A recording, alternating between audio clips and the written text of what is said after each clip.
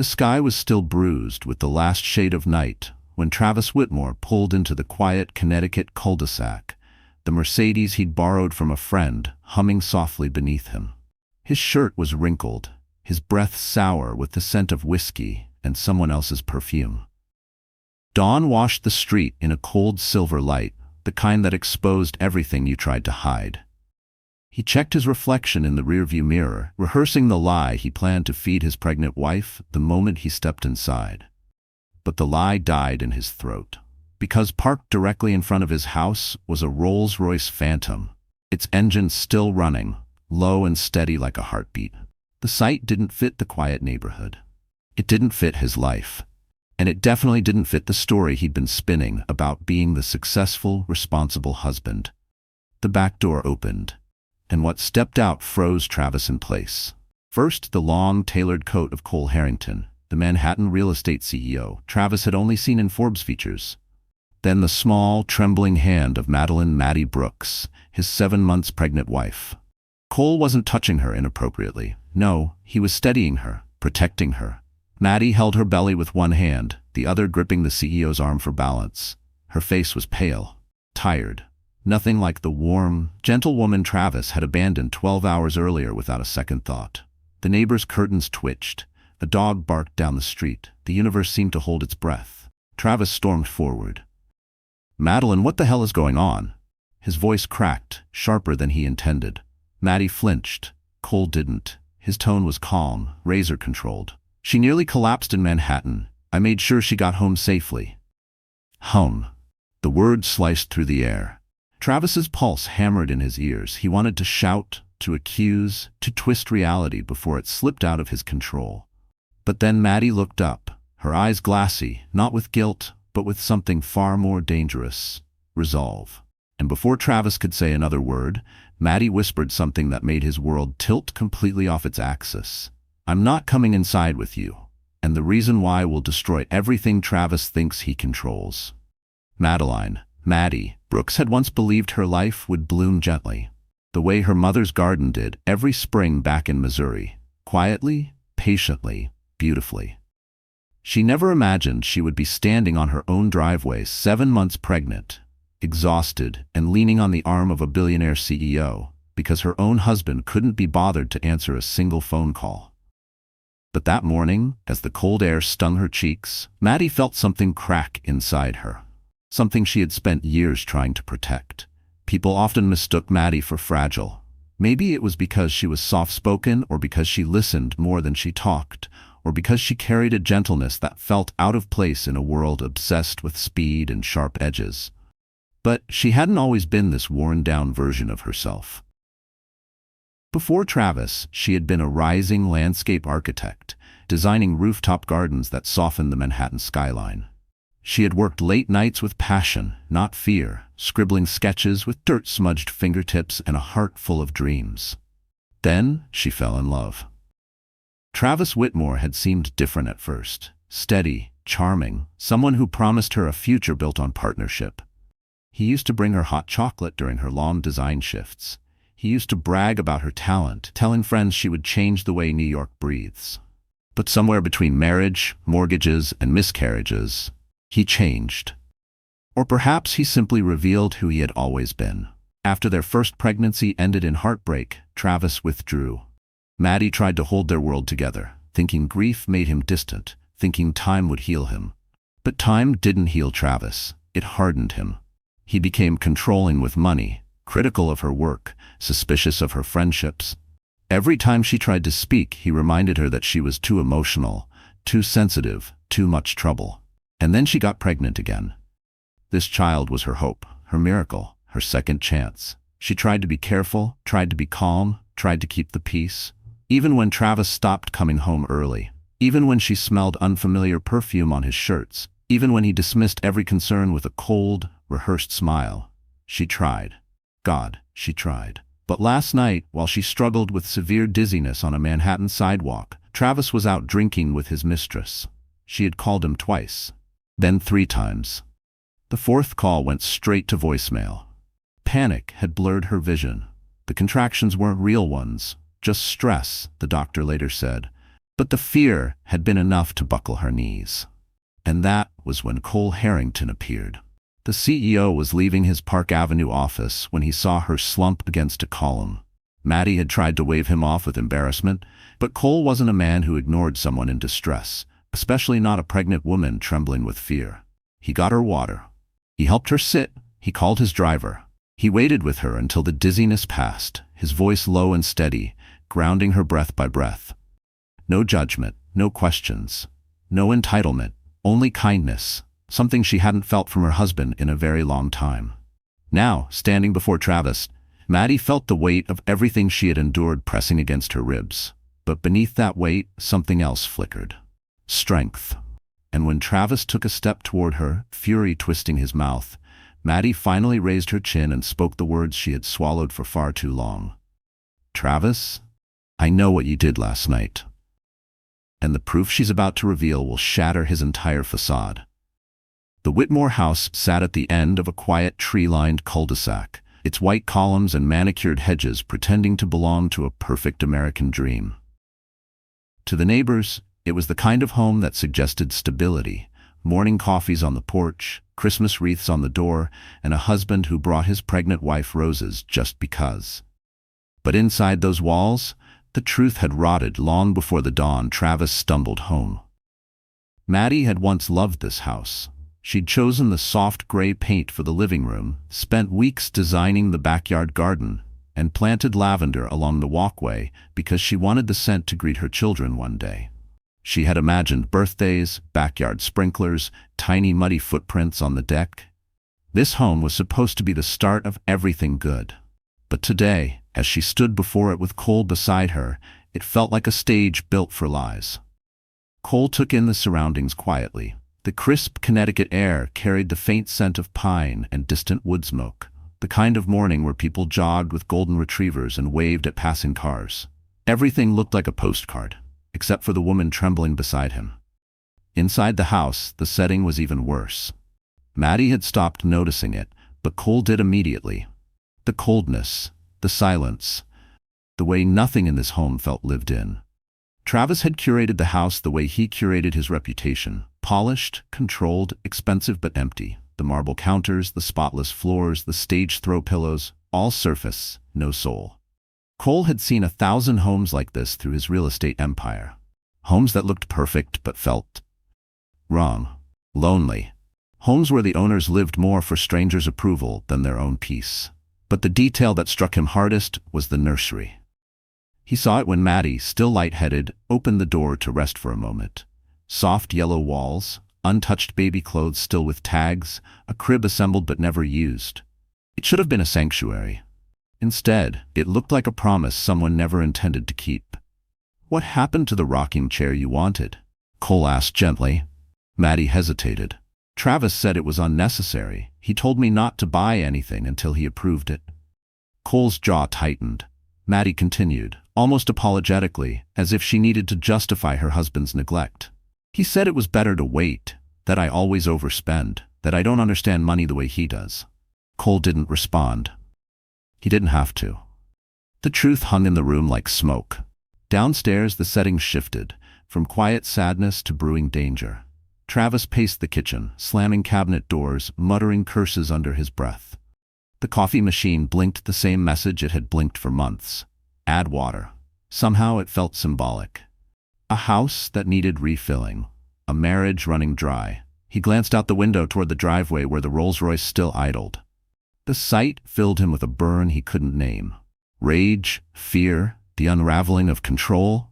When Maddie descended the stairs again, Travis straightened, face tightening into a mask of false concern. "You're home now," he said. "We'll talk privately." But Maddie didn't move toward him. Instead, she stepped closer to Cole. And Travis noticed it, the shift. The tiniest movement that told him his power over her was slipping. And then Cole opened his mouth to reveal something Travis never expected. Something that would turn the entire house into a battlefield. Travis Whitmore had always been talented at pretending. Pretending to be the loving husband. Pretending to be the rising star attorney. Pretending to be the kind of man who deserved a beautiful house, a pregnant wife, and the admiration of an entire neighborhood. On the surface, He carried himself with the polished confidence of someone who believed his life was perfectly under control. But the truth, rotting beneath the charm, was that Travis was drowning. His financial troubles didn't happen overnight. They began long before Maddie ever suspected anything was wrong. A series of reckless investments, stock trades made on impulse, gambling disguised as portfolio building. Each time he lost money, he doubled down, chasing the high of a win that never came. He hid the credit card statements, the loan notices, the late fees. He convinced himself he could fix everything before Maddie found out. Then she got pregnant. Instead of grounding him, the baby terrified him. The responsibility, the cost, the possibility of being exposed as the failure he secretly feared he was. And so he spiraled further, working late, drinking more, searching for distractions that made him feel powerful again. That was when Harper, the 23-year-old intern, entered his life. She was everything Travis thought he needed. Admiration without effort, attention without expectation, validation without accountability. She listened to his stories with wide eyes. She laughed at jokes Maddie no longer found funny. She believed he was brilliant. And Travis, desperate to escape his own unraveling, clung to her. What Maddie didn't know was how deep the betrayal went. Travis hadn't just been unfaithful. He had been using Harper's wealthy family connections to dig himself out of debt. He promised her a future. He hinted he might leave Maddie once the timing was right, all while convincing himself he was still a decent man. This morning, however, when Travis saw Maddie standing beside Cole Harrington, everything inside him twisted into something dark and volatile. He wasn't afraid of losing her. He was afraid of losing control. "How long has this been going on?" Travis snarled, stepping toward them. Cole didn't flinch. "Careful." Maddie instinctively placed a hand on her belly, and the gesture ignited Travis's temper further. "Oh, please," he scoffed. "Don't act like you're the victim here." Cole stepped forward then, not aggressively, but with a firmness that warned Travis the conversation was no longer his to command.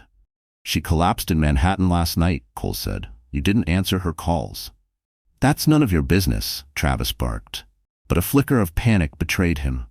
Cole's expression remained calm, almost surgical.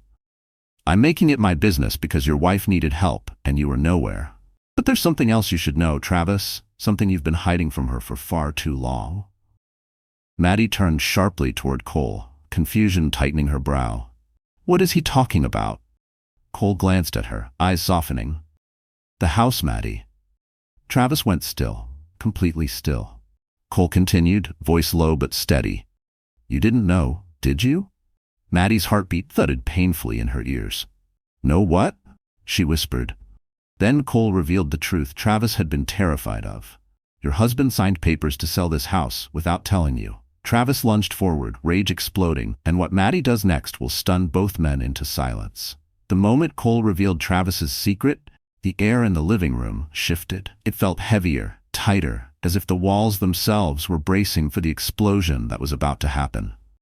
Maddie stared at her husband, her fingers trembling against her swollen belly. She needed Travis to deny it, to tell her Cole misunderstood, to give her even the smallest reason to believe she hadn't been living in a house built on lies. But Travis said nothing. His jaw flexed. His eyes darted from Maddie to Cole, calculating, cornered. And that silence, more than any shouted confession, told Maddie the truth. "You were going to sell our home?" Maddie's voice was barely above a whisper, but the betrayal inside it filled the room. Travis threw up his hands. "Oh, don't be dramatic. It wasn't finalized." "That's not what he asked," Cole replied, his tone calm, controlled. "You signed the listing agreement last month." Maddie staggered back, gripping the back of a chair to steady herself. Last month. That was around the time Travis accused her of being too clingy, because she wanted to attend his office charity gala together. The same night he canceled on her and claimed he had the flu, except he didn't have the flu. He had Harper. Emotion rushed through Maddie, fear, hurt, disbelief, but beneath it all something new burned. Anger.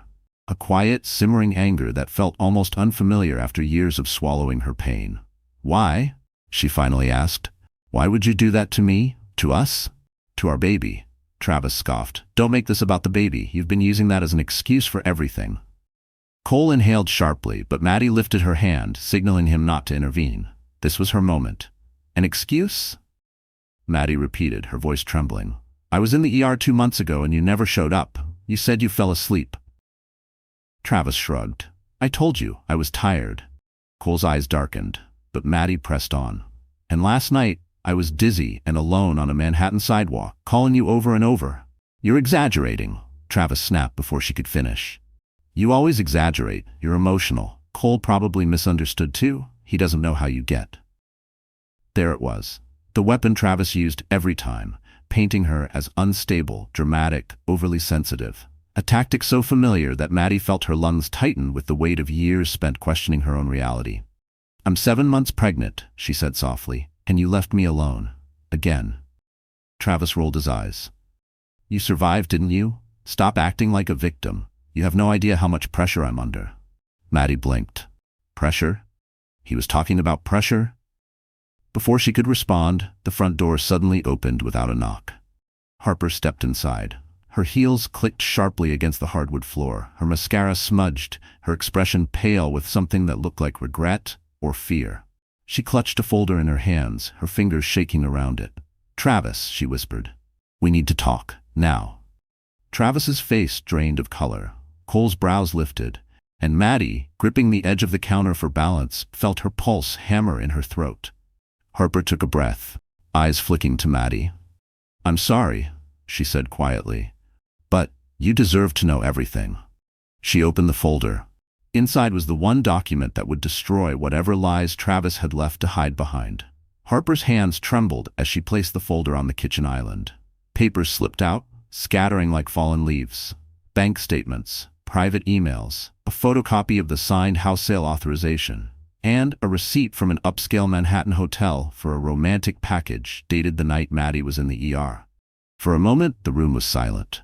Not the peaceful kind. This was the heavy, suffocating quiet that comes before a storm tears everything apart. Travis lunged forward. Harper, what the hell are you doing? But she stepped back, shaking her head. I can't lie for you anymore. I thought you were going to leave her. You told me she was controlling, that she was unstable. Maddie felt the words stab deep. Unstable. The same label Travis had used for years when she cried, worried, or questioned him. A word that made her doubt her own sanity. Harper looked directly at Maddie now, eyes softening. I didn't know she was pregnant. You never said a word about a baby. Travis scoffed. Desperate. It's none of your business. She always. Stop, Harper cut in, surprising everyone, even herself. Just stop. Last night you told me you wished she'd just get it over with so you could start a real life with me. Maddie's breath hitched. Cole's jaw clenched. Travis paled. That's not what I meant, he snapped. She twists everything. Harper swallowed hard. And you told me you needed her name on everything until your debts cleared, that she was worth more to you on paper than in your life. The words didn't just land, they detonated. Maddie felt her knees weaken. She reached for the counter, trying to keep herself upright as her world tilted. She'd known Travis was selfish. She'd known he was drifting. But she never imagined he saw her, his wife, the mother of his unborn child, as nothing more than a financial asset. Tears pricked her eyes, hot and humiliating. Maddie, Travis said, voice suddenly soft, fake soft, the tone he used when he wanted something. She's lying because she's upset. You know how young girls get. Cole stepped forward, voice sharp as broken glass. Don't you dare blame her. You did this. Every part of this. Travis turned on him. Stay out of my marriage. It stopped being just your marriage, Cole replied, when you left her collapsing on a sidewalk while you were with someone else. Travis's rage flared. You think you're some kind of hero? You don't know what she's like. She's needy. She cries over everything. She's always in pain or sick or stressed. That's pregnancy, Cole shot back. Not weakness. But Travis wasn't listening. His voice rose, angrier, uglier, echoing through the spotless kitchen Maddie once dreamed would hold family dinners. You don't get it. I'm the one carrying everything. I'm the one who decides what happens in this house. She should be grateful I've stayed this long. Something inside Maddie snapped then, quietly, cleanly, like a thread that had held too much weight for too long. She lifted her head, tears drying into resolve. No, she whispered. You don't get to speak for me anymore.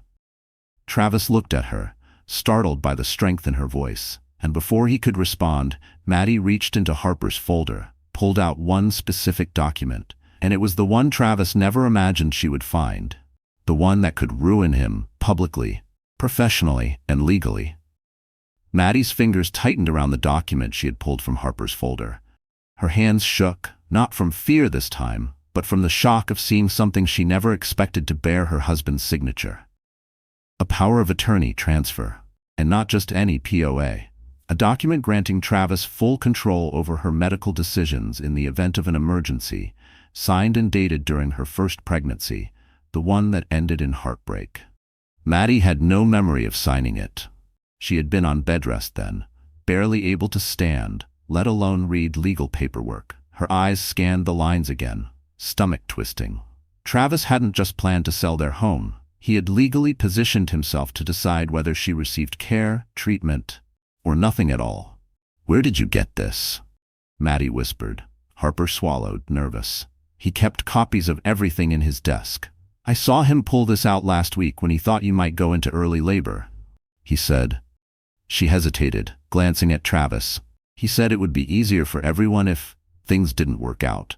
Maddie's knees nearly buckled. Cole caught her elbow immediately, steadying her with a quiet, grounding presence. Travis stepped forward, palms raised. "That is not what I said." "She's twisting my words." "You forged my signature," Maddie said, voice breaking but unmistakably clear. Travis froze. "What? No, you signed that yourself. You were just emotional. You don't remember." "Don't," she whispered. "Not this time." Cole's expression hardened into something colder than concrete. "You played God with your wife's medical rights. Do you understand what that means legally?" Travis's mask cracked. His next words came out desperate, sloppy. "I didn't do anything wrong. I just needed control. She was hysterical back then, and I was the only one thinking clearly. Someone had to make decisions." Maddie stared at him, tears filling her eyes, but not falling. "Not anymore." "You mean someone had to make decisions for you," she said softly. "Someone had to protect you from the inconvenience of a sick wife, a pregnant wife, a grieving wife." "That's not fair," Travis began. Cole cut in sharply. "Fair? You endangered her life, and her baby's." Travis pointed an accusing finger at Cole. "Oh, please. You think you're the hero here? You're obsessed with her. Picking her up in your limo, acting like some savior." "I picked her up because you didn't," Cole said evenly. "Because while she was collapsing, you were in a hotel with someone half your age." Harper looked down, shame flooding her face, but she didn't deny it. Travis sputtered, words failing him. Maddie felt everything closing in. The betrayal, the realization, the years she'd begged for scraps of affection. The weight of it all pressed onto her chest until she could barely breathe. "I trusted you," she whispered. "I trusted you with my life, with our child's life. And you still should," Travis insisted, reaching toward her. Cole stepped between them instantly. Travis's voice twisted into something darker. "You're my wife, Maddie. You're not going anywhere." For the first time, Maddie didn't shrink back. "No," she said. "I'm not your anything anymore." Her voice didn't tremble. Her hands didn't shake. And for the first time in years, Travis looked genuinely afraid. Before anyone could respond, Maddie picked up her phone, dialed a number, and when the person on the other end answered, the entire room fell silent, because this call would change everything for everyone involved. Maddie's fingers tightened around her phone as the call connected. Her voice, soft but steady, filled the kitchen. "Hi, Dr. Whitaker? Yes, I'm safe, but I need to discuss something important, in private." Cole watched her with a mix of worry and admiration. Travis, on the other hand, stiffened, realizing the call wasn't to the police or a friend. It was to her OB/GYN, the very doctor who would have copies of her records, signatures, and anything that might expose his forged medical documents. "Maddie, hang up," Travis snapped, but she didn't. "I'll come in today," she continued calmly. "And I need copies of every document, including anything with my signature." Travis lunged forward, but Cole blocked him. "Don't touch her." When Maddie ended the call, the air shifted again. Not from fear this time, but from awakening. She wasn't crying anymore. Her breathing had steadied. Her shoulders, once slumped beneath years of gaslighting, now sat squarely, the posture of someone realizing she mattered. For the first time in a long time, she wasn't shrinking to make someone else comfortable. Travis sensed the change too. "What is this?" he demanded. Some kind of act? You think calling your doctor is going to fix anything? You're not leaving this house. Maddie looked at him, her eyes quiet but unyielding. I already left the moment you chose everyone but me. Harper shifted uncomfortably, guilt clouding her expression. Maddie, I'm sorry, she whispered. I didn't know the things he was hiding. Maddie didn't respond, but she didn't need to. The silence said everything.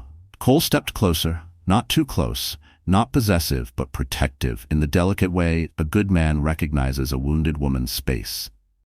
You don't have to stay here, he said. There are other options, safe ones. Travis barked a bitter laugh. With you? Oh, that's rich. You think I don't see what you're trying to do? You think I'm stupid? No, Cole replied, voice cool as steel. I think you're dangerous. The word struck Travis like a slap. Dangerous? I'm her husband.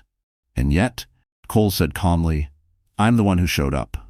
That was the truth Travis couldn't outrun. Not with lies, not with shouting, not with manipulation. You can't steal my wife, Travis spat. Cole didn't break eye contact. I'm not here to steal anyone. I'm here because she needed help, something you didn't bother to give. Travis's face contorted, but before he could open his mouth again, Maddie spoke, her voice clear, steady, and stronger than either man expected. I'm done fighting for someone who never fought for me. Harper covered her mouth as if the words hit her too. Travis stared at Maddie with a mix of anger and disbelief. You're making the biggest mistake of your life, he warned. You need me. You can't survive without me. But Maddie finally saw it, the empty threat behind the words, the fragility behind the rage, the weakness behind the cruelty. No, she whispered. I just needed to believe in myself again. Cole nodded once, as if affirming a vow she didn't know she'd made.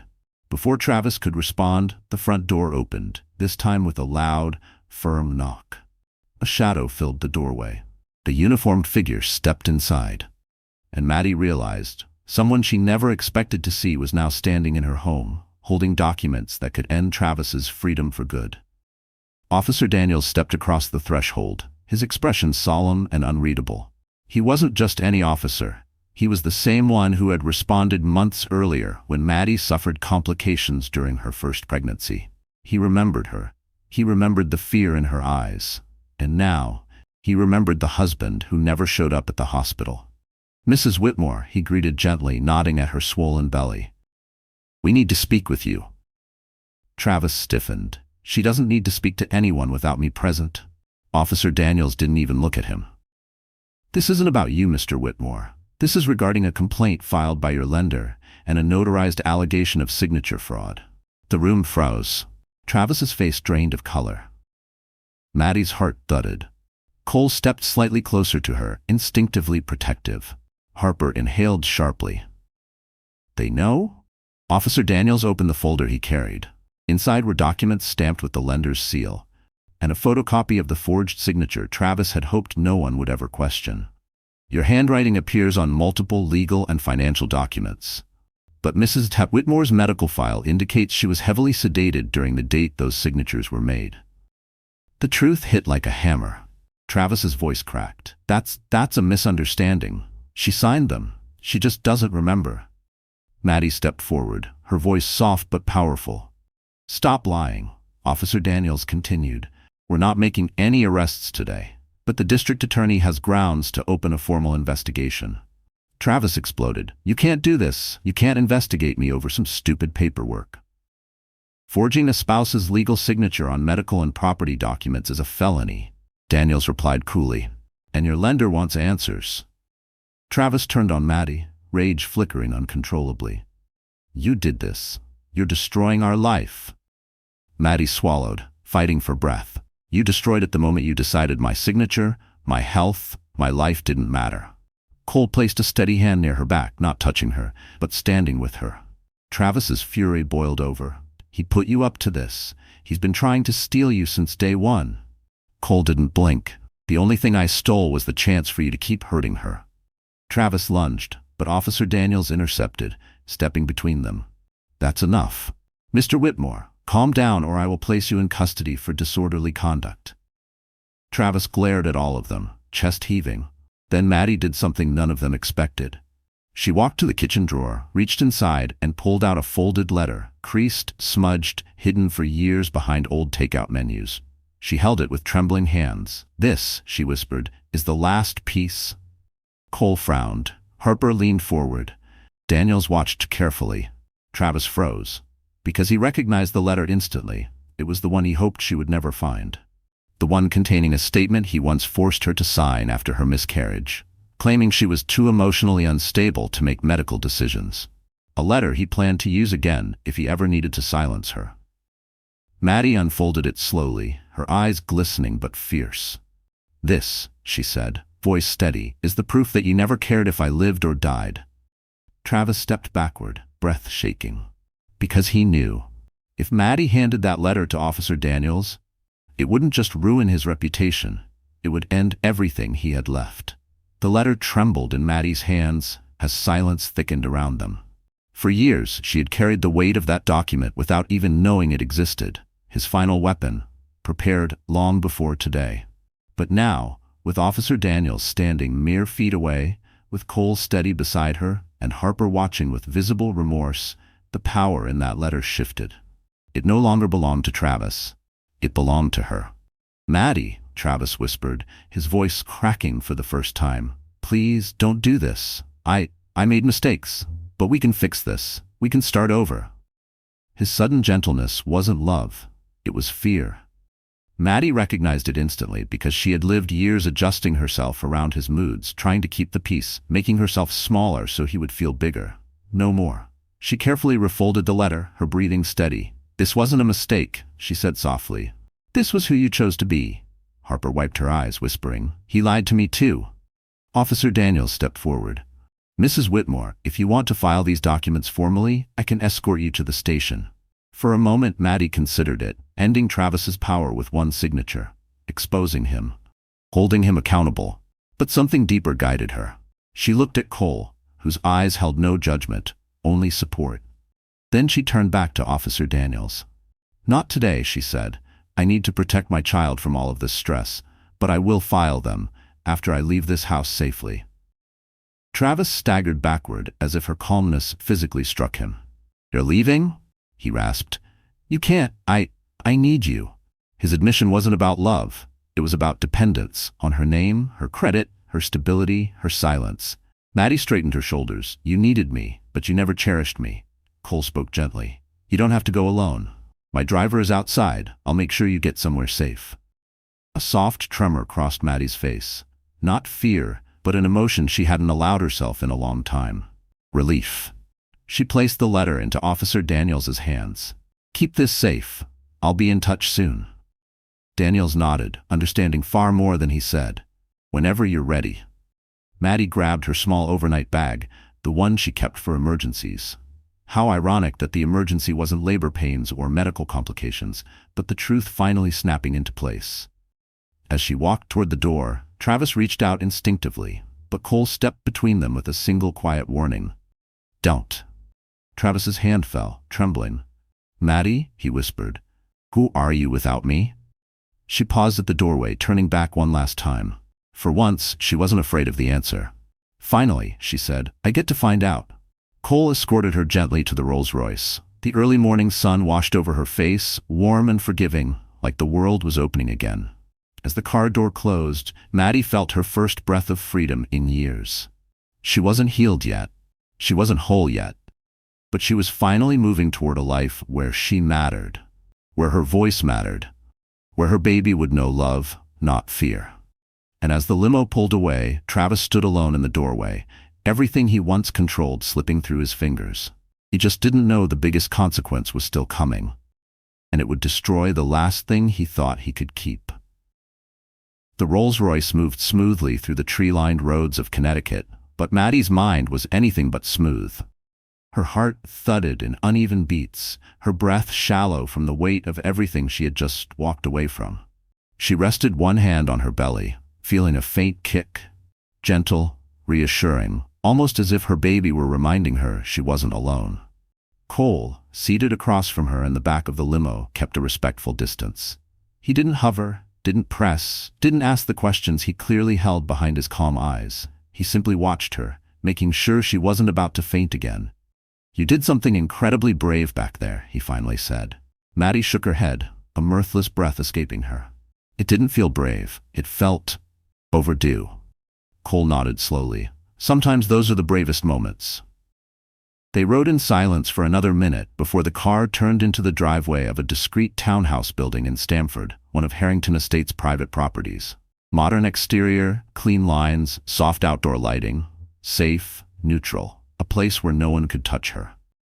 "My guest unit is fully furnished," Cole said gently. "You can stay here as long as you need. There's security, privacy, no press, no neighbors whispering." "How much is the rent?" Maddie asked automatically.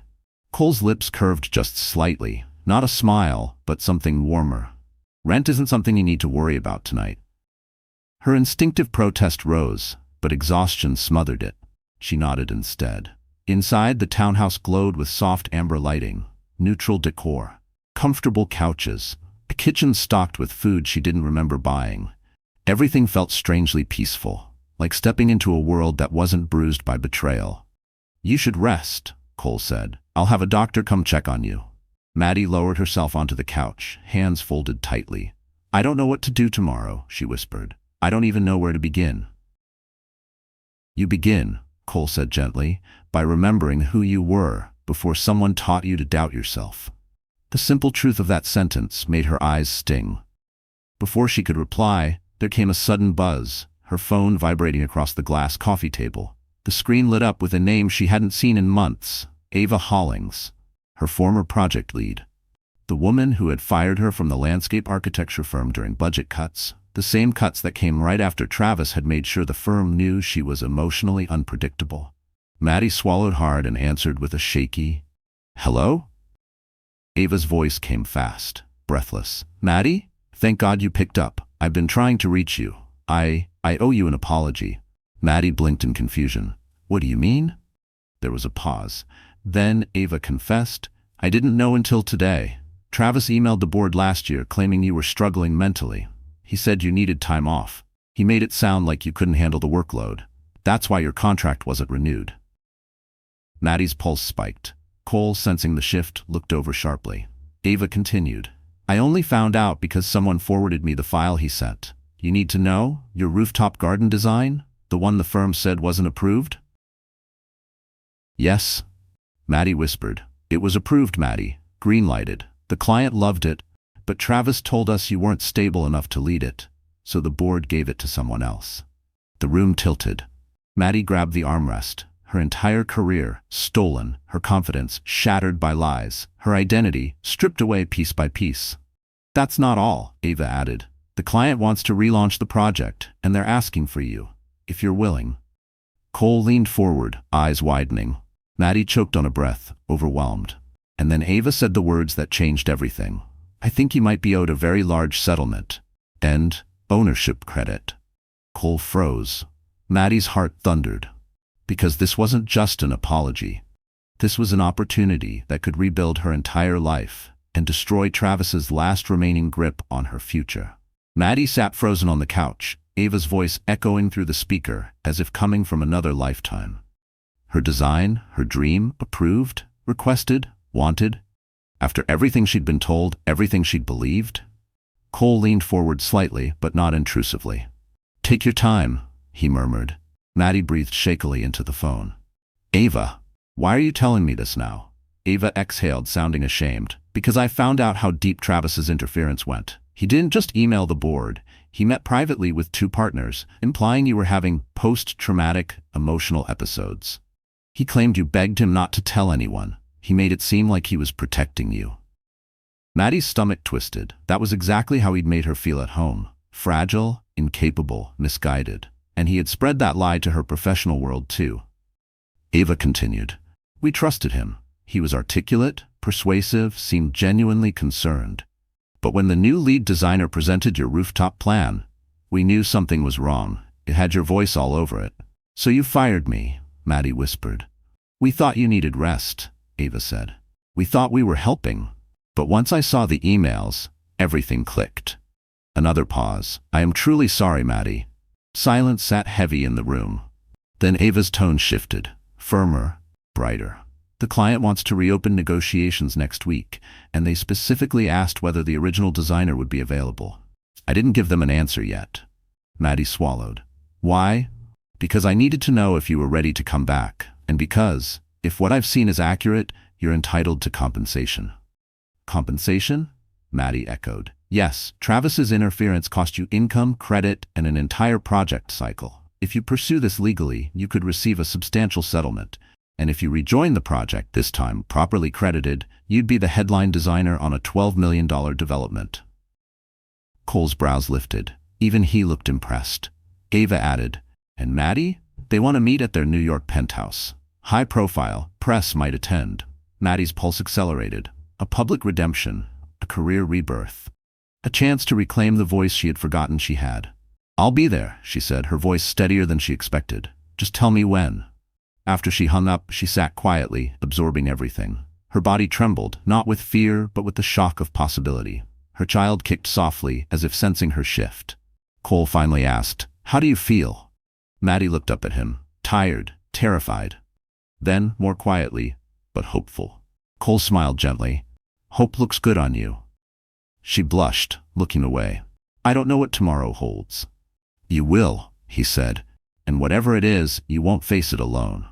Before she could answer, another vibration buzzed on her phone.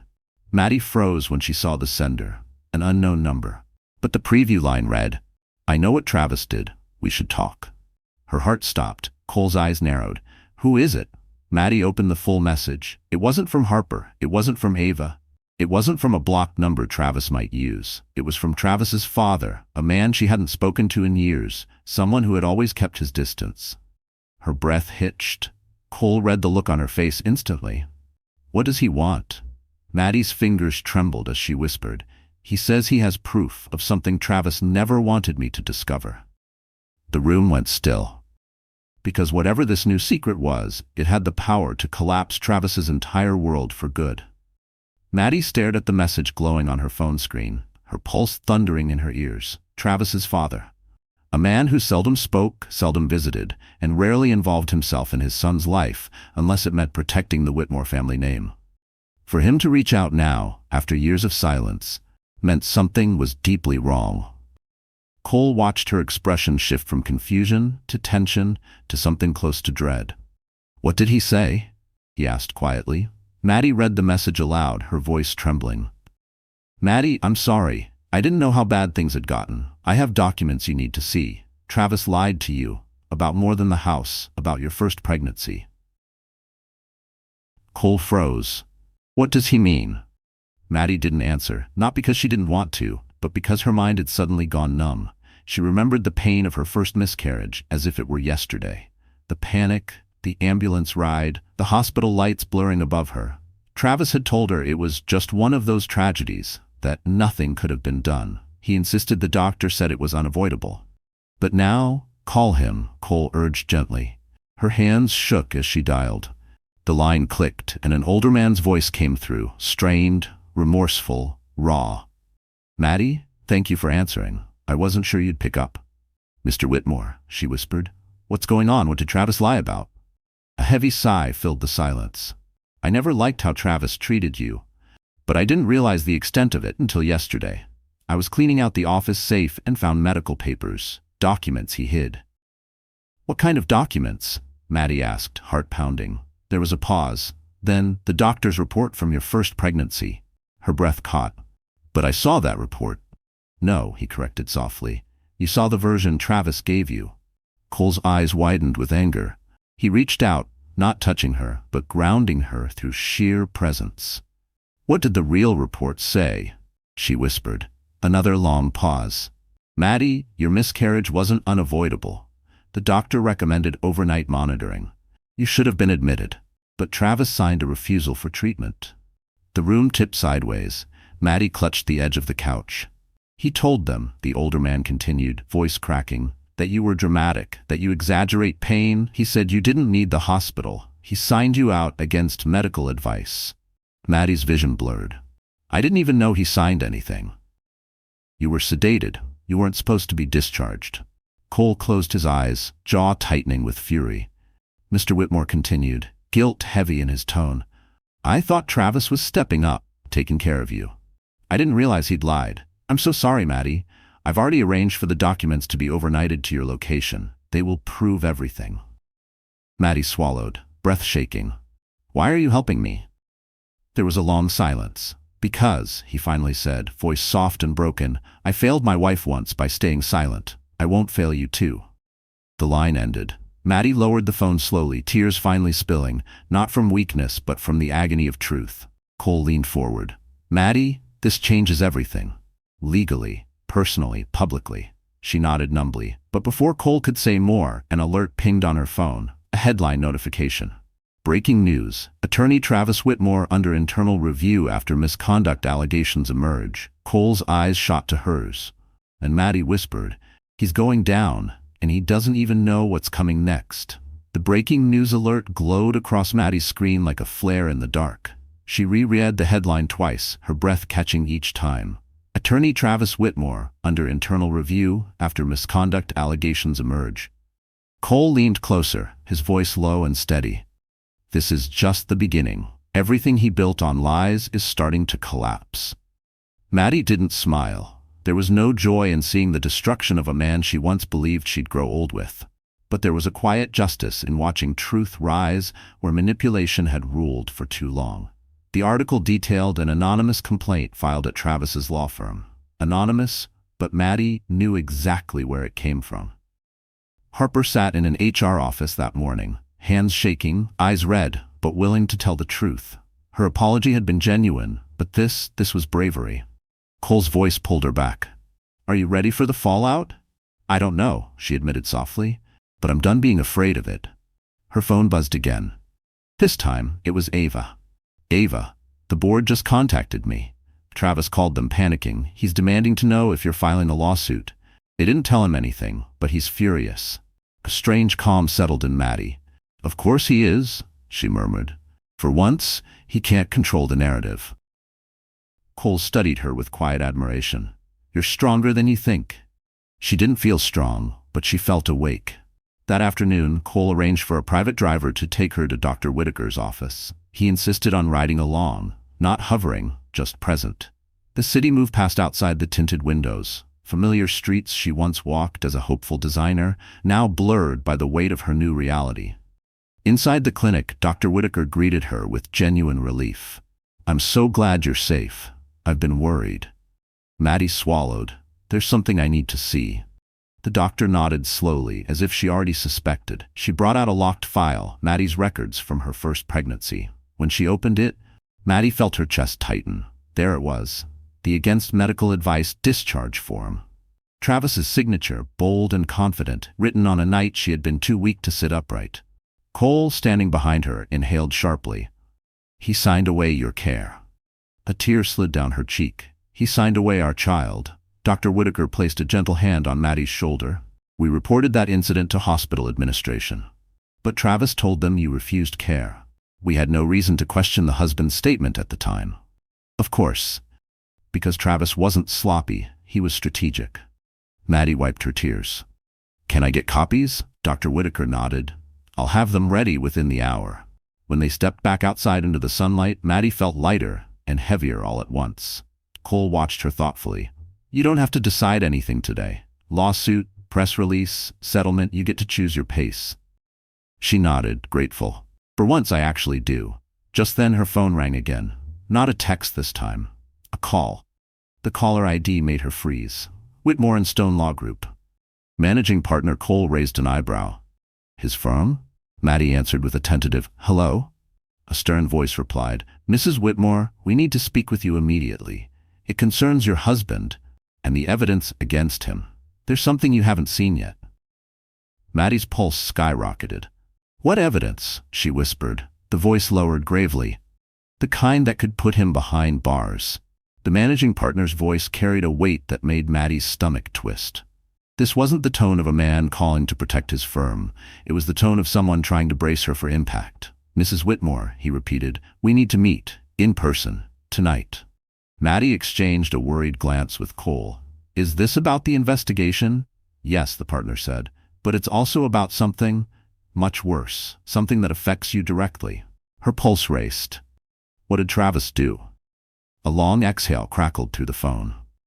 There are financial records, transfers, withdrawals, falsified authorizations, and they involve accounts under your name. Maddie felt the world blur sideways. My name? Yes. We believe your husband has been draining joint assets into a private fund, under your identity. We have reason to think he forged more than your medical documents. Cole stiffened beside her, fury rippling beneath his controlled exterior. The partner continued, We're required to disclose this because if the district attorney opens a criminal case, you need to be aware of your legal exposure. Maddie whispered, He made it look like I did it? Yes, some of the transactions imply you were complicit, but we don't believe that. We believe you're a victim. Her throat tightened. Travis hadn't just tried to hurt her emotionally or medically. He had been setting her up to take the fall. I'll come, she said, barely able to breathe. Cole insisted on accompanying her to the meeting. The Whitmore and Stone office tower loomed above Manhattan like a monolith. Glass, steel, and cold prestige. She remembered coming here years ago, bringing Travis lunch, feeling proud of him. Now the building felt like the belly of a beast that had finally spit him out. Inside a private boardroom, the managing partner, Mr. Graham, greeted them with tired eyes. He slid a thick folder toward Maddie. These are the documents we uncovered. Her hands trembled as she opened it. There were bank transfers with her forged signature, emails from Travis requesting urgent financial reallocations for his wife's medical needs, applications for personal loans she never took, and a tax return filed last year claiming her as the primary beneficiary of funds that never existed. A cold dread spread through her. He planned to disappear, Cole murmured, reading over her shoulder. He was creating a financial trail that pointed at you. Mr. Graham nodded solemnly. We believe he intended to flee once the house sold, leaving you responsible for everything. Maddie's breath stuttered. He was going to let me go to jail? The silence answered for him. Her chest tightened, not with heartbreak this time, but with a rising fire she could finally feel in her bones. Travis hadn't loved her. He hadn't even hated her. He had simply used her. Her kindness, her loyalty, her willingness to forgive as a shield for his own cowardice. Mr. Graham leaned forward. There's more. Travis accessed a confidential firm account yesterday morning. He attempted to delete files tied to your first pregnancy. Maddie's hand flew to her mouth. Cole's jaw clenched so hard the muscles jumped. We recovered enough, Graham said. Enough to prove he lied to doctors, to us, and to you. This is damning. Maddie stared at the folder. The evidence of years stolen from her, of safety compromised, of a future nearly destroyed.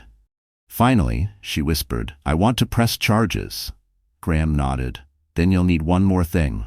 He slid a final envelope across the table. Thicker, older, sealed with an embossed stamp. Your husband has a second life, Mrs. Whitmore, and inside this envelope is the proof. Maddie's trembling fingers tore it open. She saw the first page and gasped. Because the secret Travis had been hiding wasn't just betrayal, it was a betrayal that involved another woman and a child. Maddie stared at the envelope's contents as if the words were written in fire. A birth certificate, a paternity acknowledgement form, hospital paperwork, all of it bearing one unmistakable name, Father Travis Whitmore. Her pulse roared in her ears. Cole leaned in slowly, eyes narrowing in disbelief as he scanned the documents. That's impossible, Maddie whispered. He told me he never wanted kids until he felt ready. He said we needed to plan. He said, Cole finished for her. Voice low and steady. He said whatever he needed to keep you controlled. Mr. Graham continued grimly. The child is 2 years old. Born during the year Travis told you he was working late every night. Maddie's stomach twisted. Who's the mother? Mr. Graham slid another page forward. A photo ID. A woman with tired eyes and a solemn expression. Not Harper. Someone else. Someone older. Someone whose quiet sadness told a story before he even explained. Her name is Elise Martin, Graham said. She was a paralegal here. She left the firm in 2021, shortly after giving birth. Your husband paid her monthly support through an unreported account. He paused. An account under your name. Maddie's breath hitched. How could he put that in my name? Because, Cole answered, brows drawn tight, he never expected you to leave him. He assumed you'd stay blind forever. Maddie pressed a hand against her chest as though trying to keep her heart from collapsing. Every year she'd blamed herself for losing their first baby. Every tear, every sleepless night, every whispered apology in the dark, while Travis was living another life with another woman and another child. The betrayal struck deeper than any wound he'd inflicted so far. Mr. Graham continued, "There's more." Elise filed for increased child support.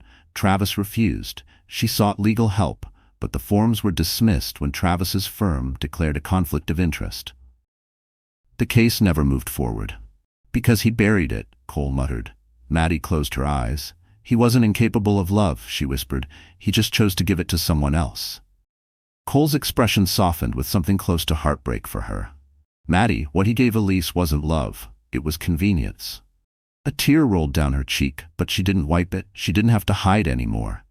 "What happened to Elise?" Maddie asked. Mr. Graham hesitated. "She moved to Albany. She filed another petition last week, with new representation. And because Travis is now under formal review, the petition has been flagged for investigation." Another blow landed. "And," Mr. Graham added, voice lowering, "Elise has agreed to speak with you, if you want." Maddie swallowed hard. The thought of meeting the woman connected to Travis's secret life made her stomach churn, but somewhere beneath the fear was something else. Resolve. She rose slowly from her chair. "Set it up," she said. "I need to hear the truth." As she turned toward Cole, he stepped closer, still careful, still respectful. "You don't have to face her alone." For the first time, Maddie didn't feel small, she didn't feel broken, she felt ready. Mr. Graham cleared his throat. "One more thing, Mrs. Whitmore. Your husband knows the investigation is expanding. We believe he's becoming unstable." Cole's eyes sharpened. "What do you mean?" Graham slid a printed email across the table, sent 30 minutes earlier. From Travis Whitmore. Subject, "You can't hide her from me." Cole snatched the page, muscles tightening. Maddie's blood ran cold. And then Mr. Graham delivered the final warning. "Travis is looking for you, Mrs. Whitmore, and he's not alone." The ride back to the townhouse felt different this time. Tenser, heavier, as if the city itself sensed that something dark had begun to move in Travis's direction. Maddie clutched the seatbelt across her belly, her mind racing with the revelations of the past hour. The forged accounts, the secret child, the lies he layered over her life like wet cement. But now, there was something new to fear. He was looking for her. Cole watched her from the opposite seat, jaw set, eyes sharp with the kind of vigilance she'd never seen a man carry for her. "We're increasing security," he said. "I've already called my head of protection. No one gets near you unless I authorize it." Maddie's voice was barely a whisper. "He won't stop." "No," Cole agreed, "but neither will we." When they arrived, 2 private security officers waited outside the townhouse, one by the door, one near the driveway. Maddie felt a strange mix of comfort and dread. She wasn't used to being protected. She was used to surviving. Inside, the lights were warm, the air calm. It should have comforted her, but a knot of unease sat tight in her stomach. "Sit," Cole said gently. "You need to rest." She obeyed, lowering herself onto the couch, but her hands wouldn't stop shaking. "What if he comes here?" she asked quietly. "He won't get past my team." "But what if—" "Maddie." Cole knelt so he was eye level with her. "You're safe." His voice, steady, warm, sure, finally slowed her trembling. For a moment. Because then her phone buzzed again. A new text. Blocked number. "Did you think I wouldn't find out?" Her blood ran cold. Cole reached for the phone, scanning the message. His expression hardened into a look she'd never seen on him before, something between rage and protectiveness. "He's escalating. And he's desperate," Maddie whispered. "That makes him unpredictable." Cole exhaled slowly. "You're right, which is why tomorrow's meeting with Elise needs to happen in a controlled location." Maddie looked up sharply. "You scheduled it already?" He nodded. "She agreed to meet at my Park Avenue office. Secure building. Cameras. Security." Some of the tension left her shoulders. Elise, Travis's secret, would finally speak. Maddie would finally hear truths hidden from her for years. Cole stood. "Let me get you some water." But before he reached the kitchen, the doorbell rang. All 3 security officers moved instantly, 2 toward the door, one positioning himself between Maddie and the entryway. Cole's posture shifted into full alert. "Stay behind me." Maddie clutched her belly, heart hammering. One officer checked the door camera and frowned deeply. "Sir, you're gonna want to see this." Cole stepped forward. "Who is it?" The officer hesitated. "It's not Travis." He turned the monitor toward them. Maddie's breath caught. Standing at the front door, wrapped in a worn coat, hair pulled back, holding a toddler in her arms, was Elise Martin. Cole's eyes widened. "She wasn't supposed to be here until tomorrow," the officer added. "She says it's urgent." Maddie rose slowly, confusion swirling with dread. Why would she come here now? Elise looked straight into the door camera, eyes brimming with fear, lips trembling. Then she whispered something that made everyone in the room freeze. "He knows I talked, and he's coming." The officer stepped back, hand on his holster. Cole's face paled with realization, and Maddie felt her world tighten around her, because Elise wasn't alone. A shadow moved behind her, just out of frame. For one terrifying second, no one moved. Elise clutched her toddler tighter, her breath fogging the cold night air. Her eyes darted behind her as if the darkness itself were hunting her. Cole snapped out of the shock first. "Let her in, now." The security officer opened the door in one swift motion and pulled Elise inside. She stumbled forward, clutching her child, little cheeks pink from the cold, tiny hands gripping her shirt. "Elise," Maddie whispered, rising to her feet. "What happened?" Elise's voice trembled violently. "I didn't know where else to go. He found the notice from the Attorney General's office. He knows they reopened the child support petition. He knows someone talked. And when he couldn't reach me..." Her eyes flicked to Maddie. "He assumed it was you." Cole's fists clenched. "What did he do?" Elise wiped her face with the back of her hand. "He came to my apartment. He pounded on my door. He kept shouting that I ruined his life, that we betrayed him. I grabbed my son and slipped out the back stairs, but someone was following us." "Following you?" Maddie breathed. The officer who checked the camera stepped in. There was movement behind her on the feed, a male figure keeping distance. Couldn't make out his face. Another officer added, "We scanned the perimeter when she arrived. Whoever it was, they peeled off before we made contact." Cole turned to Elise. "You're safe here. I promise you." But Elise shook her head, tears spilling. "No. None of us are safe. He's unraveling." The toddler whimpered, sensing the fear in the room. Maddie's heart clenched as she approached them, slowly, carefully. "Hi, sweetheart," she whispered gently to the child. "You're safe too, okay?" The toddler blinked up at her, innocent and unknowing. Elise broke all over again. "I didn't want you to find out like this," Elise sobbed. "But he told me once that if everything came out, he'd make sure none of us walked away clean." Cole's eyes sharpened. "He threatened you?" "And you," Elise whispered. "More than once." A chill swept the room. One of the officers' radios crackled to life. "Unit 2 to base. Movement detected at the south corner of the property. Unidentified male. Approaching slowly." Maddie's breath caught. Cole stepped forward instantly, locked the doors, moved them to the secure room. Already on it, the officer motioned for Elise and the toddler to follow him down the hall. But Elise hesitated, turning back with terror widening her eyes. "You don't understand," she whispered. "It's not just him." Cole froze. "What do you mean?" Elise swallowed hard. "Travis called someone who helps him, someone who told him where I might go." Maddie felt her pulse spike. "Who?" Elise's lips trembled. "His brother." Cole's expression shifted, grim, calculating. "James Whitmore? The one with the sealed assault record?" Elise nodded slowly. Maddie's knees nearly gave out. Two men, one unstable, one violent, both coming for the women they once used as collateral. Another officer rushed into the room. "Sir, movement increasing, 2 individuals now." Cole turned to Maddie, voice low but urgent. "We're going to the secure room, right now." But before they could move, the security monitor flickered. A grainy figure appeared on screen, then another, and then a familiar voice boomed through the outdoor speaker system, warped by static but unmistakably filled with rage. "Maddie, open the door! You're coming with me, now!" Travis, he had found her, and this time, he wasn't alone. The sound of Travis's voice crashing through the outdoor speakers sent a shiver down Maddie's spine. He wasn't just angry. He was unhinged. She could hear it in the way his words broke, in the desperate edge she'd once mistaken for passion. Cole stepped in front of her instantly, his presence steady, immovable. "Stay behind me. Don't move unless I tell you." The security monitors flickered again, revealing Travis pacing outside like a caged animal.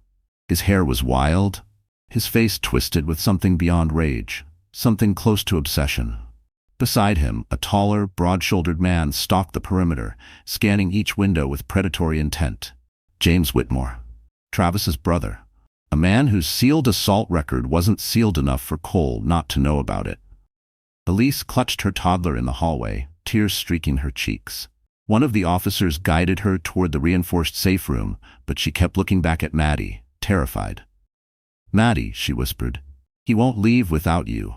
Maddie swallowed hard. "He's not getting me. Not anymore." The officer sealed Elise and the child inside the secure room, locking 3 steel mechanisms into place. Another loud bang rattled the front door. Travis shouted, voice hoarse, "Maddie, you don't get to run. You don't get to take everything from me." Cole's jaw hardened. "Everything? He took years from you."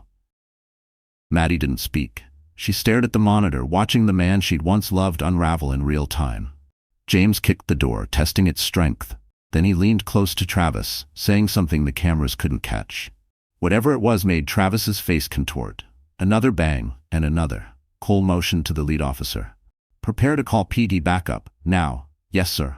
Travis screamed again, spit flying, eyes wild. "You think you can hide behind him? Behind money? Behind security? Maddie, open the door before." He cut off abruptly, because the driveway lights flicked on, all of them. Then, the sound of multiple engines. 3 black SUVs pulled up silently, headlights slicing through the dark. James stepped back. "Travis, this wasn't part of the plan."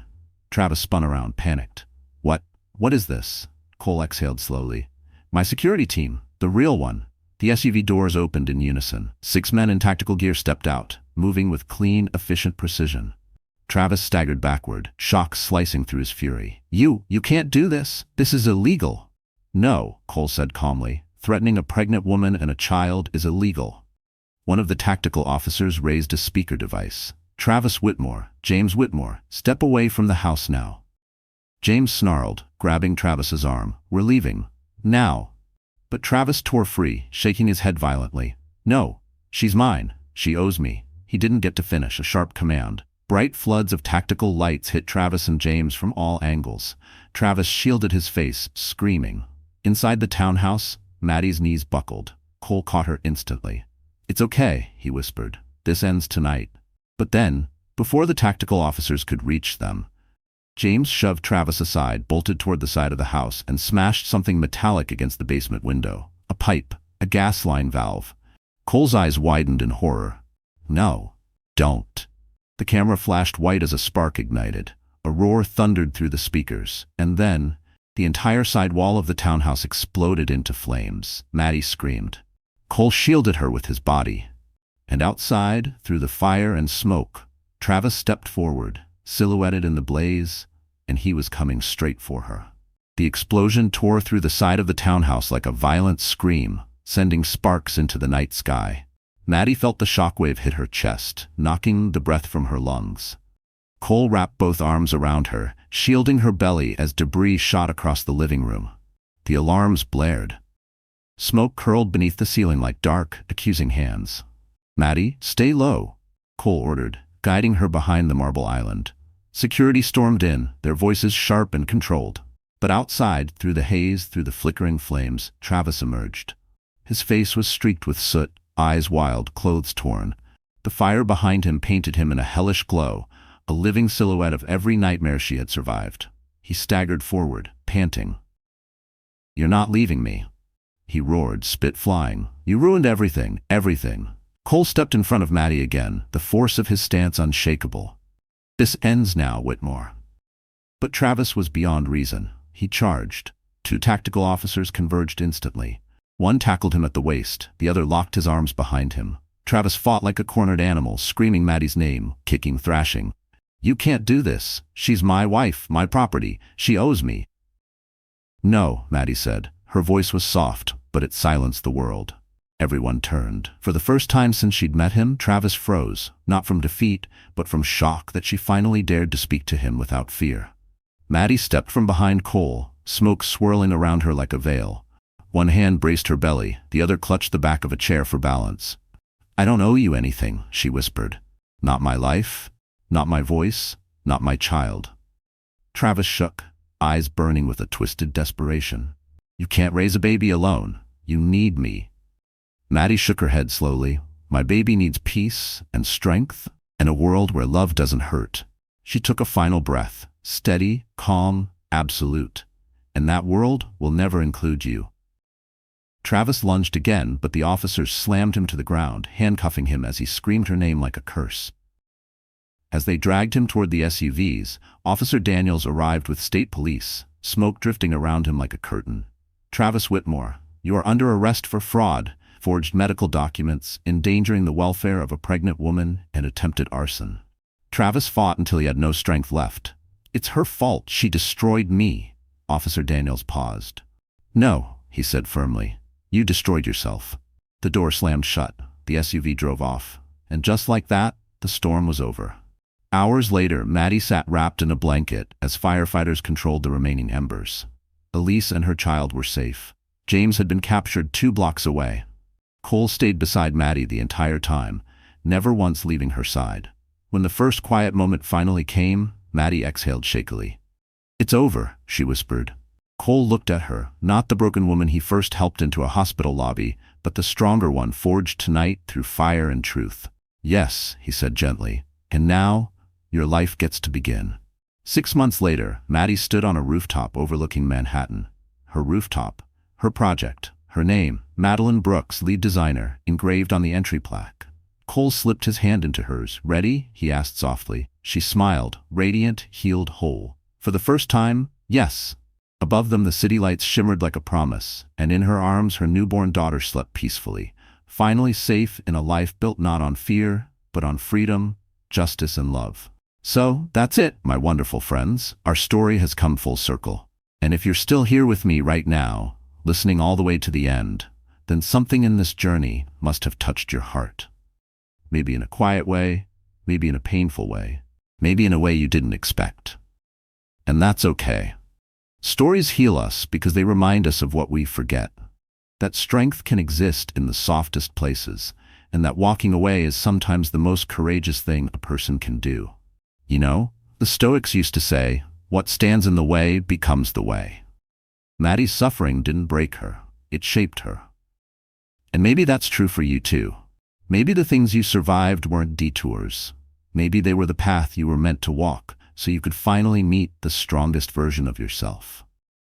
And if this story held your hand for even a moment, if it helped you breathe a little deeper, or see your own worth a little clearer, then I'd love for you to like, share, and subscribe. It helps our little community grow, and it lets me keep telling stories that sit with you long after the screen goes dark.